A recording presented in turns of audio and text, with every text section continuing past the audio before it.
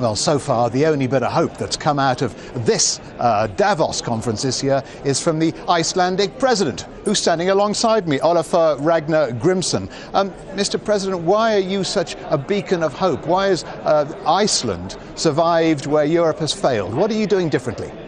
I think it surprises a lot of people that 4 years ago we were exhibit number one of a failed financial system. But now we are back on recovery with economic growth and very little unemployment. And I think the primary reason is that we were wise enough to realize this was also a fundamental social and political crisis. But above all, we didn't follow the traditional prevailing orthodoxies of the Western world in the last 30 years. We introduced currency controls, we let the banks fail, we provided support for the poor, we didn't introduce austerity measures of the scale you're seeing here in Europe.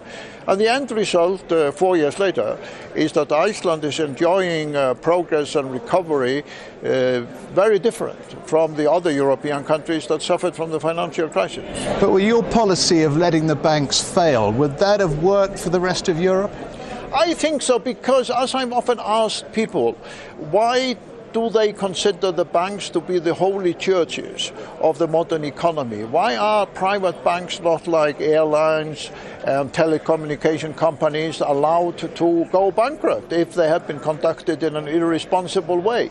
The theory that you have to bail out banks is a theory about bankers enjoying for their own profit the success and then letting ordinary people bear the failure through taxes and austerity. And people in enlightened democracies are not going to accept that in the long run.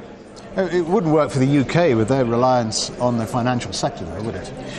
Well, this is an interesting question, because one thing we learned after the collapse of the banks in Iceland, that the Icelandic banks, like the British and the Americans and other banks, have in fact become high-tech companies, hiring engineers, mathematicians, computer scientists. And when they failed, the innovative sectors of our economy, the IT sector, the high-tech sector, in fact blossomed and have been doing much better in the last 3 years than ever before. So the lesson of that is that if you want your economy to be competitive in the innovative sector of the 21st century, a strong financial sector that takes the talent from these sectors, even a successful financial sector, is in fact bad news if you want your economy to be competitive in the areas which really are the 21st century areas: innovation, technology, IT. President Grimsson, thank you very much.